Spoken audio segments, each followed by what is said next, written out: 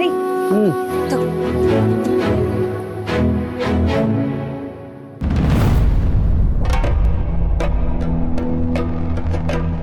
ನೀವು ಎಷ್ಟು ಯೋಚನೆ ಮಾಡಿದ್ರು ಅವನು ಮತ್ತೆ ಬರೋದಿಲ್ಲ ಚಿನ್ನಮರಿ. ನಮ್ಮ ಮಧ್ಯೆ ಮೂರನೇ ವ್ಯಕ್ತಿ ಬರೋದಕ್ಕೆ ನಾನು ಬಿಡೋದಿಲ್ಲ. ಎಲ್ಲಿ ಹೋದ್ರು ಇವ್ರು ಹೊರಟ ತಕ್ಷಣ ಸಲ್ಯೂಟ್ ಹೊಡಕ್ ಬರ್ತಿದ್ರಲ್ವಾ, ಈಗ ಎಲ್ಲಿ ಹೋದ್ರು? ಚಿನ್ನಮರಿ, ಯಾರನ್ನು ಹುಡುಕ್ತಾ ಇದ್ದೀರಿ? ಅದೇ ರೀ, ವಾಚ್ಮನ್ನು ಎಲ್ಲೂ ಕಾಣಿಸ್ತಾನೆ ಇಲ್ಲ. ಇವತ್ತು ರಜಾ ಹಾಕಿದಾರಾ? ಹಾಗಾದ್ರೆ ವಾಚ್ಮೆನು ನಿಮ್ಮ ಜೊತೆ ಮಾತಾಡ್ತಾನ? ಏನ್ರಿ ಹೀಗೆ ಕೇಳ್ತಿದ್ದೀರಾ? ನಿನ್ನೆ ತಾನೇ ಹೇಳದ್ನಲ್ಲ 3 ದಿನದಿಂದ ನಾನೇ ಅವ್ರಿಗೆ ಊಟ ಕೊಡ್ತಿರೋದು ಅಂತ. ಆಗ್ಲೇ ಮರ್ತ್ಬಿಟ್ರಾ? ಯಾವುದೋ ಟೆನ್ಷನಲ್ಲಿ ಮರೆತು ಬಿಟ್ಟಿದ್ದೀನಿ. ಅವನಲ್ಲಿ ಇಲ್ಲ ಅಂದಮೇಲೆ ರಜಾನೆ ಹಾಕಿರ್ಬೇಕು. ಅಲ್ಲಿ ನಿಮಗೊಂದು ಮಾತು ಹೇಳ್ದೆ ರಜಾ ಹಾಕಿದಾರಾ? ಅಟ್ಲೀಸ್ಟ್ ನಂಗಾದ್ರೂ ಹೇಳ್ಬೇಕಿತ್ತಲ್ವಾ? ಹೀಗೆ ಏಕಾಏಕಿ ರಜಾ ಹಾಕಿದ್ರೆ ಹೇಗೆ ಹೇಳಿ? ಚಿನ್ನಮರಿ, ಪಾಪ ಅವನಿಗೇನು ಅರ್ಜೆನ್ಸಿ ಇತ್ತು ಅನ್ನೋ ನಮಗೇನು ಗೊತ್ತು. ಅದು ಏಜೆನ್ಸಿಗಳು ಮತ್ತೆ ಕೆಲಸ ಜಾಗ ಬದಲಾಯಿಸಿರ್ಬೋದಲ್ವಾ. ಅವರೆಲ್ಲ ಹೀಗೆ ಸ್ವಲ್ಪ ದಿನ ಇಲ್ಲಿ, ಇನ್ನೊಂದು ಸ್ವಲ್ಪ ದಿನ ಅಲ್ಲಿ. ಅದು ಬಿಡಿ, ಈಗ ನೀವು ಯಾಕೆ ಅವನ ಬಗ್ಗೆ ತಲೆ ಕೆಡಿಸ್ಕೊತಾ ಇದ್ದೀರಿ? ಅವನ ಬಗ್ಗೆ ಚಿಂತೆ ಮಾಡಿಬಿಡಿ. ನಾ ಹೋಗಿ ಬರ್ತೀನಿ. ಓಕೆ, ಬಾಯ್. ಬಾಯ್.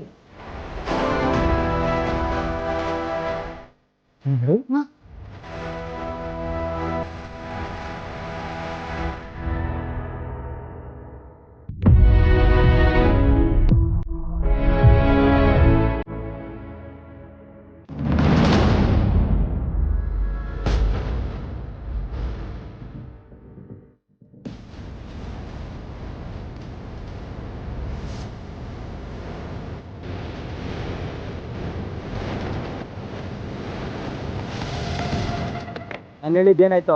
ದುಡ್ಡು ಅರೇಂಜ್ ಆಯ್ತಾ?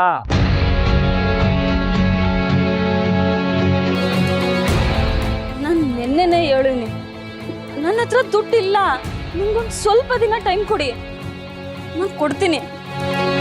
ನೀವು ಪದೇ ಪದೇ ಬಂದು ದುಡ್ಡು ಕೊಡು ಅಂದ್ರೆ ನಾನು ಎಲ್ಲಿಂದ ತಗೊಬರ್ಲಿ? ನೋಡ್ ಚೆಲ್ವಿ, ನನ್ನ ಹತ್ರ ಈ ಆಟ ಎಲ್ಲ ಇಟ್ಕೋಬೇಡ. ನೆನ್ನೆನೆ ನಿನ್ಗೆ ಟೈಮ್ ಕೊಟ್ಟು ಹೋಗಿದ್ದೆ ತಾನೇ. ಹಂಗ ಹೇಳಿದ್ರೆ ಹೆಂಗಪ್ಪ? ದುಡಿಯೋದ್ 3 ಕಾಸು, ಮನೆ ತುಂಬಾ ಹಾಸು ಅನ್ನೋ ಹಾಗೆ ಪಾಪ ನಮ್ ಚೆಲುವಿ ದುಡಿದಿರೋ ದುಡ್ಡೆಲ್ಲ ನನ್ನ ಆರೋಗ್ಯದ ಮೇಲೆ ಸುರಿತಾವಳೆ. ಇವಾಗ ನಿನಗೆ ಒಟ್ಟಿಗೆ ಇಷ್ಟು ದುಡ್ಡು ತಗೊಂಡ್ ಬಂದ್ ಕೊಡ್ಬೇಕು ಅಂದ್ರೆ ಎಲ್ಲಿಂದ ತರ್ತಾಳೆ ಪಾಪ? ಹಾಗಂತ ನಾನ್ ದುಡ್ಡನ್ನ ಇಲ್ಲೇ ಬಿಟ್ಬಿಟ್ಟು ಒಂದ್ ಮೊಳ ಹೂನ ಕಿವಿಲಿ ಇಟ್ಕೊಡ್ಬೇಕು ಅಂತಿದ್ದೀರಾ? ಇಲ್ಲಪ್ಪ, ನಾವು ಬಡವರಾಗಿರ್ಬೋದು, ಆದ್ರೆ ಮೋಸ ಮಾಡೋಂತ ಜನ ನಾವಲ್ಲ. ಹಿಂಗಾರ ಮಾಡಿ ನಿನ್ ದುಡ್ಡು ತೀರಿಸ್ಬಿಡ್ತೀವಿ. ಹೊಸಿ ಟೈಮ್ ಕೊಡಪ್ಪ, ಅಷ್ಟೇ ಕೇಳೋದು. ಓ, ಬಂದಾಗೆಲ್ಲ ಬರೀ ಕಿವಿ ಮೇಲೆ ಹೂ ಇಡೋದೇ ಆಯ್ತು.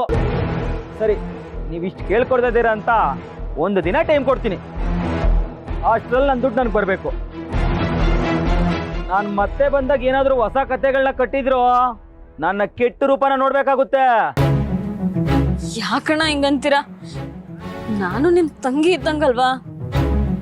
ಓಹೋ ಚೆಲ್ವೆ, ಈ ಅಣ್ಣ ತಂಗಿ ಸೆಂಟಿಮೆಂಟ್ ಎಲ್ಲ ನನ್ನ ಹತ್ರ ಬೇಡ. ನೀನು ಹೆಣ್ಣು ಅಂತಾನೆ ನಿನ್ನ ಹತ್ರ ಮರ್ಯಾದೆಯಿಂದ ಮಾತಾಡ್ತಾ ಇದ್ದೀನಿ. ಇಲ್ದೆ ಹೋಗಿದ್ರೆ ನಾನು ವರ್ಷನೇ ಬೇರೆ ಆಗ್ತಿತ್ತು. ಈಗಲೂ ನೀನು ದುಡ್ಡು ಕೊಟ್ಟಿಲ್ಲ ಅನ್ಕೋ, ನೀನು ಈ ಸುಂದರವಾದ ಮುಖನ ಕುರುಪಿಯಾಗಿ ಮಾಡ್ಬಿಡ್ತೀನಿ. ಕನ್ನಡಿಯಲ್ಲಿ ನಿನ್ ಮುಖ ನೋಡ್ಕೊಳ್ಳೋಕನು, ಸಮಾಜದಲ್ಲಿ ತಲೆ ಎತ್ಕೊಂಡು ತಿರುಗೋಕನು ಆಗ್ಬಾರ್ದು, ಹಂಗ ಮಾಡಕ್ ಬಿಡ್ತೀನಿ. ಅದು ಆಗ್ಬಾರ್ದು ಅಂದ್ರೆ ನನ್ನ ದುಡ್ಡು ನನಗೆ ಕೊಡು, ಇಲ್ಲ ಅಂದ್ರೆ ನಿನ್ನ ಹಣೆ ಬರನ ಆ ಬ್ರಹ್ಮ ಕೂಡ ಗುರ್ತಿಡಬಾರ್ದು, ಹಂಗ ಮಾಡಕ್ ಬಿಡ್ತೀನಿ.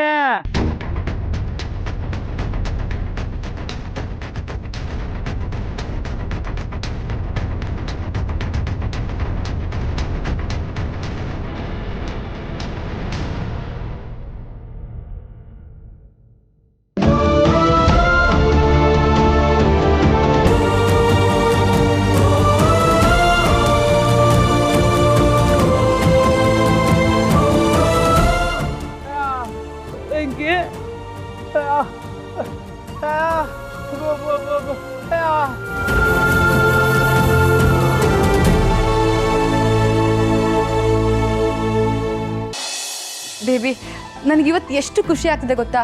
ನಿನ್ನೆ ಮೊನ್ನೆವರೆಗೂ ಅಕ್ಕ ಅಕ್ಕ ಅಂತ ಚಿಕ್ಕ ಹುಡುಗಂತರ ಹಿಂದೆ ಓಡಾಡ್ತಿದ್ದವನು ಇವತ್ತು ಮದುವೆ ಆಗ್ತಾ ಇದ್ದಾನೆ. ನನಗೆ ನಿಜವಾಗ್ಲೂ ನಂಬಕ್ಕೆ ಆಗ್ತಿಲ್ಲ ಹರಿ. ಹೇ ಹೌದು, ನಾವು ಮನೆಯಿಂದ ಇಲ್ಲಿ ತನಕ ಬರೋವರೆಗೂ ನೀನು ಇದನ್ನು 6 ಸಲ ಹೇಳಿದ್ಯಾ ಅಂದರೆ ಗೊತ್ತಾಗ್ತಿದೆ ಎಷ್ಟು ಖುಷಿಯಾಗಿದೆಯಾ ಅಂತ. ನಾನು ಹೇಳ್ತಿರೋದು ನಿನಗೆ ತಮಾಷೆ ಅನ್ನಿಸ್ತಾ ಇದೆ ಅಲ್ವಾ? ಅಕ್ಕ ಆಗಿ ತಮ್ಮ ಮದುವೆ ಆಗ್ತಾನೆ ಅಂದ್ರೆ ಖುಷಿ ಪಡೋಂಥ ವಿಚಾರನ ಅಲ್ವಾ ಹೇಳು? ನಾನು 6 ಸಲ ಅಲ್ಲ, 6 ಲಕ್ಷ ಸಲ ಅಲ್ಲ, 6 ಕೋಟಿ ಸಲ ಹೇಳ್ತಾನೆ ಇರ್ತೀನಿ, ನೀನು ಕೇಳ್ತಾನೆ ಇರಬೇಕು. ನಾನೇ ನಿನ್ನ ಹತ್ರ ಬಂಗಾರ ಕೊಡ್ಸು, ಡೈಮಂಡ್ ನೆಕ್ಲೆಸ್ ಕೊಡ್ಸು ಅಥವಾ ಆಸ್ತಿ ಬರ್ಕೊಡು ಅಂತ ಕೇಳ್ತಾ ಇದ್ದೀನ? ನಾನು ಹೇಳಿದನ್ನು ಕೇಳಬೇಕು ಅಂತಂದೆ. ಈ ಬೇಬಿಗೋಸ್ಕರ ಅಷ್ಟು ಮಾಡಲ್ಲ ಅಲ್ವಾ? ಬೇಬಿ ಸುಮ್ಮನೆ ತಮಾಷೆ ಮಾಡಿದೆ ಅಷ್ಟೆ. ಸರಿ, ನೀನು ಖುಷಿ ಪಡ್ತೀಯ ಅಂದರೆ ನಾನು ಯಾಕೆ ಅದಕ್ಕೆ ಅಡ್ಡ ಬರಲಿ? ಹೇಳು, 6 ಕೋಟಿ ಸಲ ಹೇಳು, ಕೇಳಿಸ್ಕೊತೀನಿ. ಬೇಬಿ ಹರಿ, ಇಡೀ ಊರೇ ಅವತ್ತು ನಮ್ಮ ಸಿದ್ದು ಮದುವೆ ತಿರುಗಿ ನೋಡ್ಬೇಕು. ನಮ್ಮಪ್ಪ ಹಾಗೆ ಅರೇಂಜ್ಮೆಂಟ್ಸ್ ಮಾಡ್ತಿದ್ದಾರೆ. ಎಲ್ರ ಕಣ್ಣು ನನಗೆ ಗೊತ್ತು ಅವತ್ತು ಸಿದ್ದು ಮದುವೆ ಮೇಲೆ ಇರುತ್ತೆ. ಪಾಪ ಅವತ್ತು ನನ್ನ ತಮ್ಮನಿಗೆ ಅದೆಷ್ಟು ದೃಷ್ಟಿ ಆಗತ್ತೋ ಏನೋ. ನಾನು, ನಮ್ಮ ಅಜ್ಜಿ, ನಮ್ಮಮ್ಮ ಅನ್ಕೊಂಡಂತ ಹುಡುಗಿನೇ ಈ ಮನೆಗೆ ಸೊಸೆಯಾಗಿ ಬರ್ತೀಯಾಳೆ ಗೊತ್ತಾ? ಅದು ಪೊಲಿಟಿಕಲ್ ಬ್ಯಾಕ್ಗ್ರೌಂಡ್ ಇರೋಂಥ ಹುಡುಗಿನೇ. ನಮ್ಮಪ್ಪನಿಗೆ ಅದರಿಂದ ಸಹಾಯ ಕೂಡ ಆಗುತ್ತೆ. ಯಾವಾಗ ಸೆಪ್ಟೆಂಬರ್ ಬರುತ್ತೋ, ಸಿದ್ದು ಮದುವೆ ಯಾವಾಗ ಆಗ್ತಾನೋ, ನಾನು ಯಾವಾಗ ದಾಮ್ ಧೂಮ್ ಅಂತ ಓಡಾಡ್ತೀನೋ ಅದಕ್ಕೆ ಕಾಯ್ತಾ ಇದ್ದೀನಿ. ಅದು ನೆನೆಸ್ಕೊಂಡ್ರೆ ಇನ್ನೂ ಖುಷಿ ಆಗುತ್ತೆ ಬೇಬಿ. ಅಲ್ಲ ಬೇಬಿ, ನಮ್ಮ ಮದುವೆಲೂ ನೀನು ಅಷ್ಟೊಂದು ಖುಷಿಯಾಗಿರ್ಲಿಲ್ಲ ಅಲ್ವಾ? ನಮ್ಮ ಮದುವೆಲಿ ಖುಷಿ ಪಡೋಂಥದ್ದು ಏನಾಗಿತ್ತಪ್ಪ? ನಾವಿಬ್ರು ಓಡೋಗ್ತಾನೆ ಮದುವೆ ಆಗಿದ್ದು. ಓಡೋಗ್ಬೇಕಾದ್ರೂ ಭಯ, ತಾಳಿ ಕಟ್ಟಿಸ್ಕೋಬೇಕಾದ್ರೂ ಭಯ. ಈಗ ನೆನೆಸ್ಕೊಂಡ್ರು ಭಯ ಆಗತ್ತಪ್ಪ. ಹರಿ, ನಮ್ಮಿಬ್ಬರ ಮದುವೆಲಿ ಆಗದಿರೋಂತಹ ಸಂತೋಷ ಅಟ್ಲೀಸ್ಟ್ ಸಿದ್ದು ಮದುವೆಲಾದ್ರೂ ನಮ್ಮ ಅಪ್ಪ ಅಮ್ಮನಿಗೆ ಸಿಗಬೇಕು ಅನ್ನೋದೇ ನನ್ನ ಆಸೆ. ಅವ್ನ ಮದುವೆಯಿಂದ ಎಲ್ಲ ಸರಿ ಹೋದರೆ ಅಷ್ಟೇ ಸಾಕು ಹರಿ. ಅಲ್ಲ ಬೇಬಿ, ಈಗ ಸರಿ ಹೋಗೋಂಥದ್ದೇನಿದೆ? ನಮ್ಮನೆಯವರು ನಿಮ್ಮನೆಯವರು ಎಲ್ಲ ಚೆನ್ನಾಗೇ ಇದ್ದಾರಲ್ಲ. ಅತ್ತೆ ಮಾವ ನಮ್ಮಿಬ್ಬರು ಪ್ರೀತಿನ ಒಪ್ಕೊಂಡಿದ್ದಾರೆ. ಇದಕ್ಕಿಂತ ಇನ್ನೇನು ಬೇಕು ಹೇಳು? ಎಲ್ಲ ಸರಿ ಹೋಗಿದೆ, ಆದರೆ ಇದೇ ಥರ ಖುಷಿ ಖುಷಿಯಾಗಿ ನಾವು ಕೊನೆಯವರೆಗೂ ಇರಬೇಕು. ನಿನ್ಗಿನ್ನೊಂದು ವಿಷಯ ಗೊತ್ತಾ? ನೀನು ಇನ್ನೂ ದೊಡ್ಡ ಮಟ್ಟದಲ್ಲಿ ಅಚೀವ್ ಮಾಡಬೇಕು. ಈಗ ಯಾರ್ಯಾರು ಜವರೇಗೌಡನ ಅಳಿಯ ಹರೀಶ ಅಂತ ಹೇಳ್ತಿದಾರೋ, ಹರೀಶನ್ ಮಾವ ಜವರೇಗೌಡ ಅಂತ ಅನ್ಬೇಕು. ಆ ರೀತಿ ನೀನು ಬೆಳಿಬೇಕು. ಆ ದಿನಕ್ಕೋಸ್ಕರ ನಾನು ಎಷ್ಟು ಕಾಯ್ತಾ ಇದ್ದೀನಿ ಗೊತ್ತಾ?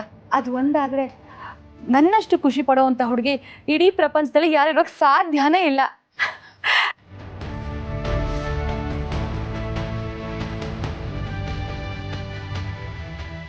ಬೇಬಿ, ನೀನು ನಾನು ಅಂದ್ಕೊಂಡ ಹಾಗೆ ಏನೂ ಆಗ್ತಾ ಇಲ್ಲ ಬೇಬಿ.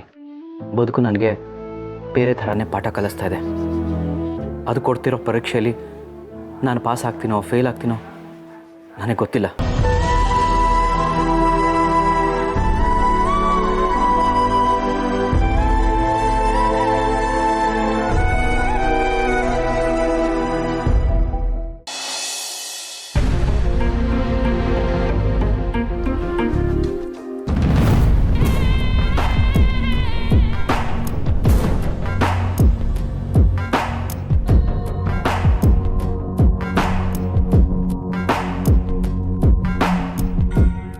ಸಿದ್ದು, ಏನ್ ಸಿದ್ದು ಇನ್ನೂ ಹೀಗೆ ನಿಂತ್ಕೊಂಡಿದ್ದೀರಾ?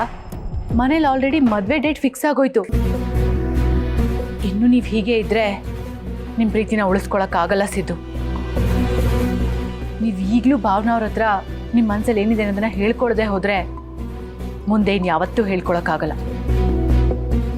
ಇದ್ರ ಮೇಲೆ ನಿಮ್ಮಿಷ್ಟ, ಯೋಚನೆ ಮಾಡಿ. ನಿನ್ಗೆ ಏನು ಮಾಡಬೇಕು ಅಂತ ಗೊತ್ತಾಯ್ತಲ್ಲ ಅದಕ್ಕೆ. ಭಾವನವ್ರಂತೂ ಬಿಡೋದಕ್ಕಾಗದೇ ಇಲ್ಲ. ಈ ಪೂರ್ವಿಯವ್ರಂದ್ರೆ ಇಷ್ಟ ಇಲ್ಲ ಅಂತ ಮನೆಯವ್ರಿಗೆ ಹೇಳೋದಕ್ಕೂ ಆಯ್ತಿಲ್ಲ. ಏನ್ ಸಿದ್ದು, ಭಾವನಾ ಅವ್ರನ್ನ ಬಿಡಕ್ಕಾಗಲ್ಲ ಅಂತ ಒಳ್ಳೆ ತಾಳಿ ಕಟ್ಟಿರೋರ್ ಥರ ಹೇಳ್ತಾ ಇದ್ದೀರಾ?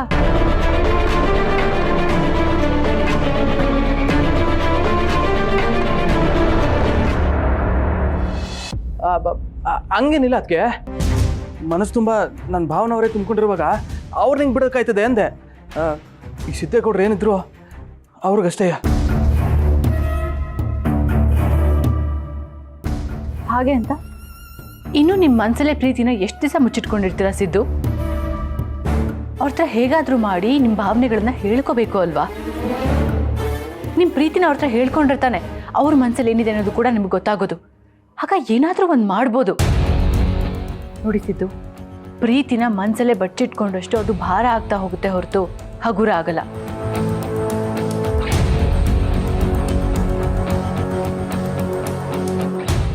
ಅದಕ್ಕೆ ನೀವೇನಾದ್ರು ಒಂದು ಮಾಡಿ ಈ ಮನೆಯವ್ರು ನಡ್ಕೋತಿರೋದು ನೋಡಿದ್ರೆ ನಂಗೆ ಏನು ಮಾಡಬೇಕು ಅಂತ ತಲೆನೂ ಓಡ್ತಿಲ್ಲ. ನೀವೇ ಏನಾದ್ರು ಒಂದು ಸಹಾಯ ಮಾಡಿ ಅದಕ್ಕೆ. ನನ್ನ ಕೈಲಾದಷ್ಟು ಅಲ್ಲ, ನನ್ನ ಕೈ ಮೀರಿ ನಾನು ನಿಮ್ಗೆ ಸಹಾಯ ಮಾಡ್ತಿದ್ದೀನಿ ಸಿದ್ದು. ಇದಕ್ಕಿಂತ ಹೆಚ್ಚಾಗಿ ನೀನೇನು ಮಾಡಲಿ ಹೇಳಿ? ಮನೇಲಿ ಆಲ್ರೆಡಿ ಮದುವೆ ಡೇಟ್ ಕೂಡ ಫಿಕ್ಸ್ ಆಗೋಗಿದೆ. ಈಗ ನಾನು ಅವ್ರ ಹತ್ರ ಹೋಗಿ ಸಿದ್ದುಗೆ ಪೂರ್ವಿನ ಕಂಡ್ರೆ ಇಷ್ಟ ಇಲ್ಲ ಅಂತ ಹೇಳಿದ್ರೆ ನನ್ನ ಸುಮ್ಮನೆ ಬಿಡ್ತಾರೆ ಅಂತ ಅನ್ಕೊಂಡಿದ್ದೀರಾ? ಹಾಂ, ನೋಡಿ ಸಿದ್ದು, ಈ ವಿಷಯ ನಿಮಗೆ ಚೆನ್ನಾಗೇ ಗೊತ್ತಿದೆ. ನಾನೀ ಮನೆ ಸೊಸೆನೇ ಇರ್ಬೋದು, ಆದರೆ ಇಲ್ಲಿ ನನ್ನ ಮಾತಿಗೆ ಯಾವ ಬೆಲೆನೂ ಇಲ್ಲ.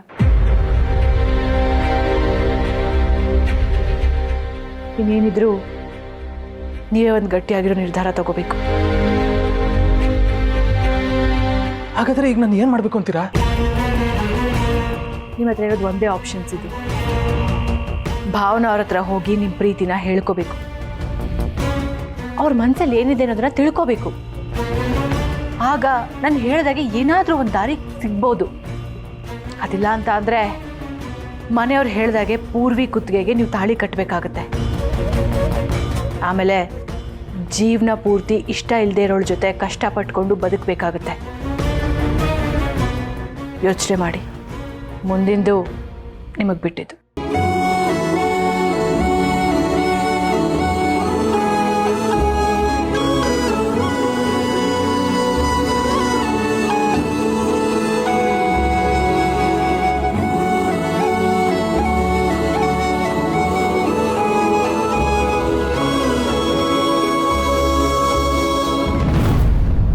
ನಾನು ಹೀಗೆ ನಿಮ್ಮ ತಲೆಗೆ ಹುಳ ಬಿಟ್ಟು ನೀವೇನಾದರೂ ರಾಂಗ್ ಡಿಸಿಷನ್ಸ್ ತಗೋಬೇಕು ಅಂತ ಟ್ರೈ ಮಾಡ್ತಾನೆ ಇದ್ದೀನಿ ಸಿದ್ದು. ಆದರೆ ನೀವು ನನ್ನ ಎಕ್ಸ್ಪೆಕ್ಟೇಷನ್ಗೆ ತಕ್ಕ ಹಾಗೆ ಏನೂ ಮಾಡ್ತಾನೇ ಇಲ್ಲ. ಈಗ ನಿಮಗೆ ಹಾಗಿರೋದಕ್ಕೆ ಆಗೋದೇ ಇಲ್ಲ. ಈಗೇನಿದ್ರು ಒಂದು ನಿರ್ಧಾರ ತಗೋತೀರಾ ಅಂತ ನನಗೆ ಚೆನ್ನಾಗಿ ಗೊತ್ತಿದೆ.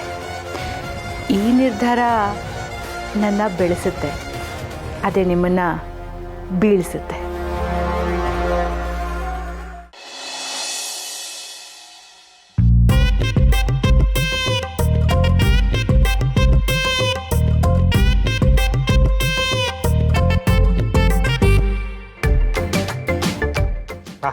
ಎಣಿಸಿದ್ದೀನಿ, ತಗೊಳ್ಳಿ. ಏನು ಸರ್, ಇಷ್ಟು ದುಡ್ಡು ಕೊಟ್ಟಿದ್ದೀರಾ? ಇದನ್ನ ತಗೊಂಡು ಏನು ಮಾಡೋಕ್ಕಾಗತ್ತೆ? ನಮಗೂ ಸ್ವಲ್ಪ ಅಡ್ವಾನ್ಸ್ ಕೊಡಬಾರ್ದಾ? ರೀ, ಏನ್ರಿ ನೀವು ಎಷ್ಟು ದುಡ್ಡು ಕೊಟ್ಟರು ನಿಮ್ಗೆ ತೃಪ್ತಿನೇ ಇಲ್ಲ? ನೀವು ಲೇಬರ್ಸ್ಗೆ ಪೇಮೆಂಟ್ ಕೊಡೋಕೆ ಹೇಳಿದ್ರಿ, ಕೊಟ್ಟಿದ್ದೀನಿ. ಇನ್ನು ಇಟ್ಟಿಗೆ ಸಿಮೆಂಟ್ಗೆ ಹೇಳಿದ್ದೀನಿ, ಅವ್ರು ತಂದು ಹಾಕ್ತಾರೆ. ಇನ್ನೇನು ಬೇಕು? ನನ್ನನ್ನೇನು ದುಡ್ಡು ಫಿಟ್ ಮಾಡೋ ಮಿಷನ್ ಇಟ್ಕೊಂಡಿದ್ದೀನಿ ಅಂತ ಅನ್ಕೊಂಡಿದ್ದೀರಾ ನೀವು? ಏನು ಸರ್, ಸ್ವಲ್ಪ ಅಡ್ವಾನ್ಸ್ ಕೊಡಿ ಅಂತ ಕೇಳಿದ್ದಕ್ಕೆ ಈ ಥರ ಕೂಗಾಡ್ತಾ ಇದ್ದೀರಾ?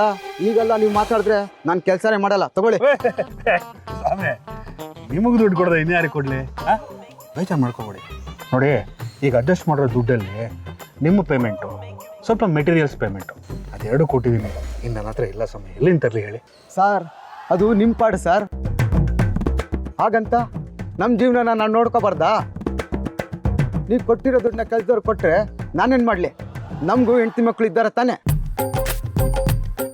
ನಾವು ದುಡ್ಡು ಕೊಡೋವರೆಗೂ ಬಿಡಲ್ಲ ನೀವು.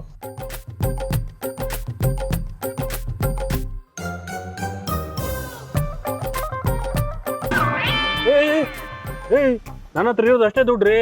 ಇನ್ನು ದುಡ್ಡು ಕೇಳಿದ್ರೆ ನಾನು ಮಾಡ್ಕೋಬೇಕಷ್ಟೇ. ಏನದ ಮಾಡ್ಕೊಳ್ಳಿ ಸರ್. ಅವನೇನು ಮೇಸ್ತ್ರಿನ ಇಲ್ಲ ಕತ್ರಿನ? ನಾನು ಮನೆ ಕಟ್ಸ್ತಿರೋದು. ನನಗೆ ಸ್ವಲ್ಪ ಅಂದ್ರೆ ಮರ್ಯಾದೆ ಬಿಡು. ನಾನು ಕಷ್ಟಪಟ್ಟು ಸಾಲ ಮಾಡಿ ದುಡ್ಡು ತಂದು ಇವ್ರಿಗೆ ಕೊಡೋದು, ನಾನು ಖಾಲಿ ಕೈಲಿ ಕೂರೋದು.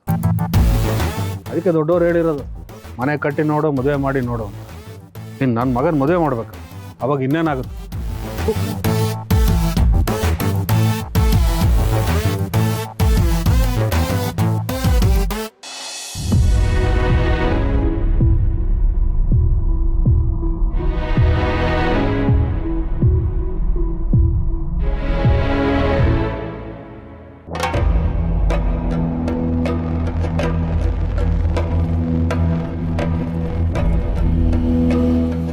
ಜಾನ್ವಿ ಅವರೇ, ಏನು ಇಷ್ಟೊಂದು ಯೋಚನೆ ಮಾಡ್ತಿದ್ದೀರಿ? ರೀ ವಾಚ್ಮ್ಯಾನ್ ಇನ್ನೂ ಬಂದೇ ಇಲ್ಲ.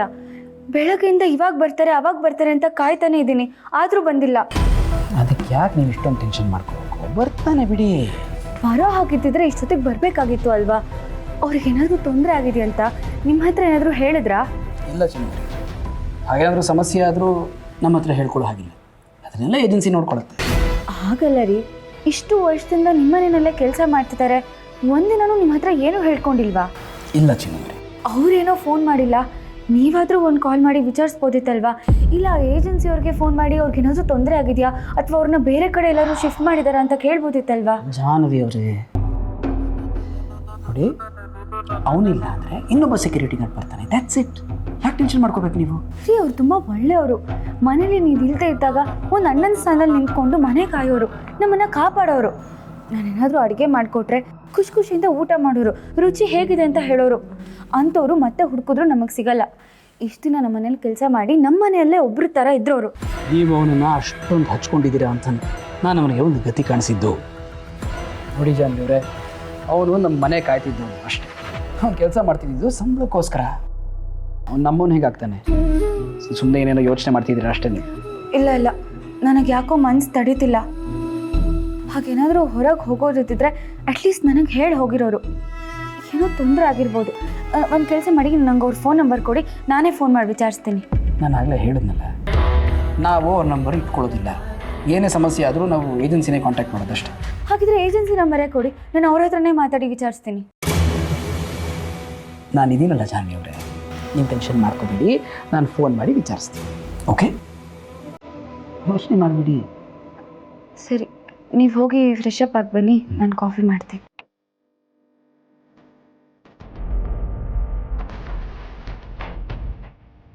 ಇವರು ಅವನ ಬಗ್ಗೆ ಪ್ರಶ್ನೆ ಮಾಡ್ತಿರೋದು ನೋಡ್ತಿದ್ರೆ ಅವನು ಕಾಣೆಯಾಗಿರೋದ್ರ ಬಗ್ಗೆ ತುಂಬ ತಲೆ ಕೆಡಿಸ್ಕೊಂಡಿದ್ದಾರೆ ಅಂತ ಅನ್ಸುತ್ತೆ.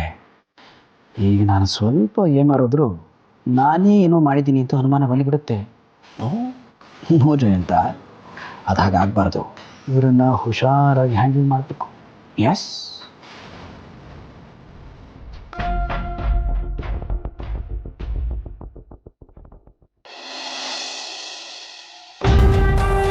ಹೇಗಿದೆಯಾ ಸೋಪಿ? ಚೆನ್ನಾಗಿಲ್ಲ ಕಣೆ, ಸಿಚುವೇಶನ್ ತುಂಬ ಕೆಟ್ಟದಾಗಿದೆ. ಡೋಂಟ್ ವರಿ, ಈಗ ನೀವಿಬ್ಬರಿಗೂ ಖುಷಿ ಆಗುವಂತೆ ಒಂದು ವಿಚಾರ ತಂದಿದ್ದೀನಿ ನಾನು. ಸಿದ್ದು ಮತ್ತೆ ಪೂರ್ವಿ ಮದುವೆ ಡೇಟ್ ಫಿಕ್ಸ್ ಆಯಿತು. ಸೆಪ್ಟೆಂಬರಲ್ಲೇ ಅವ್ರ ಮದುವೆ. ಅಂತೂ ಇಂತೂ ನಾವು ಅಂದ್ಕೊಂಡಾಗೆ ಎಲ್ಲ ನಡೀತಾ ಇದೆ. ನೀಲು, ನಿಜವಾಗ್ಲೂ ಇದು ಖುಷಿ ಕೊಡೋ ಸುದ್ದಿನೇ. ಅದು ಸರಿ, ಮದುವೆ ಪ್ರಿಪ್ರೇಷನ್ಸ್ ಎಲ್ಲ ಸ್ಟಾರ್ಟ್ ಆಯ್ತಾ? ಎಲ್ಲ ಪ್ರಿಪ್ರೇಷನ್ಸು ಜೋರಾಗೆ ನಡೀತಾ ಇದೆ ಸೋಪಿ. ಮದುವೆನ ಹಾಗೆ ಮಾಡಬೇಕು ಹೀಗೆ ಮಾಡಬೇಕು ಅಂತ ಎಲ್ಲರೂ ಓಡಾಡ್ತಿದ್ದಾರೆ. Very nice. ಹಾಗಾದ್ರೆ ನಾಳೆಯಿಂದ ನಾನು ರವಿ ಆ ಮದುವೆ ಪ್ರಿಪ್ರೇಷನ್ಸ್ಗೆ ಜೊತೆ ಆಗ್ಬಿಡ್ತೀವಿ. ಅವ್ರ ಕಣ್ಣು ಮುಂದೆ ಓಡಾಡ್ಕೊಂಡಿದ್ರೆ ಅವರು ಇಂಪ್ರೆಸ್ ಆಗ್ತಾರೆ. ನಮಗೆ ಬೇಕಿರೋದು ಅದೇ ಅಲ್ವಾ? ಅಫ್ಕೋರ್ಸ್, ನೀವಿಬ್ರು ಖಂಡಿತ ಬರಲೇಬೇಕು ಆ್ಯಂಡ್ ಮದುವೆಲಿ ಓಡಾಡಲೇಬೇಕು. ಆಗಲೇ ತಾನೆ ನೀವು ಅಂದ್ಕೊಂಡಿರೋದು ಕೂಡ ಎಲ್ಲ ನಿಜ ಆಗೋದು. ಬಟ್ ನಿಮ್ಮ ಮನೆಯವರಿಂದ ಈ ಮದುವೆಗೆ ಯಾವುದೇ ತೊಂದರೆ ಆಗದಿರೋ ಹಾಗೆ ನೋಡ್ಕೋಬೇಕು. ಏನೇ ಹೇಳ್ತಿದ್ಯಾ? ನಮ್ಮ ಮನೆಯವರಿಂದ ನಿನಗೇನಕ್ಕೆ ತೊಂದರೆ ಆಗುತ್ತೆ? ಫಸ್ಟ್ ಆಫ್ ಆಲ್, ನಮ್ಮ ಮನೆಯವರು ಅಂತಂದ್ರೆ ಇರೋದು ನಾನು ರವಿ ಇಬ್ರೆ. ನಾವಿಬ್ರೆ ನಿನ್ಗೆ ಅಷ್ಟು ಸಪೋರ್ಟಿವ್ ಆಗಿದ್ದೀವಿ. ನಮ್ಮಿಬ್ರನ್ನ ಬಿಟ್ಟು ಇನ್ಯಾರಿದ್ದಾರೆ ಇಲ್ಲಿ ತೊಂದರೆ ಮಾಡೋದಕ್ಕೆ? ಇಲ್ಲ ಸೋಪಿ, ನಿಮ್ಮ ಮನೆಯವರು ಅಂದರೆ ನೀವಿಬ್ರು ಮಾತ್ರ ಅಲ್ಲ. ಭಾವನಾ,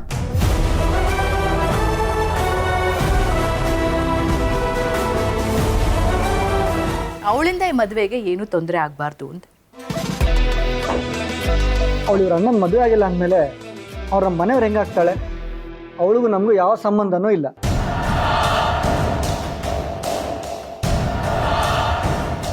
ಸಂಬಂಧ ಮೇಲ್ನೋಟಕ್ಕೆ ಕಾಣೋಷ್ಟು ಸುಲಭ ಅಲ್ಲ. ನಮಗೆ ಗೊತ್ತಿಲ್ಲದೇನೋ ಎಷ್ಟೊಂದು ಸಂಬಂಧಗಳು ಹುಟ್ಕೊಂಡಿರುತ್ತೆ. ಸಿದ್ದು ಭಾವನಾನ ಲವ್ ಮಾಡ್ತಾ ಇದ್ದಾನೆ.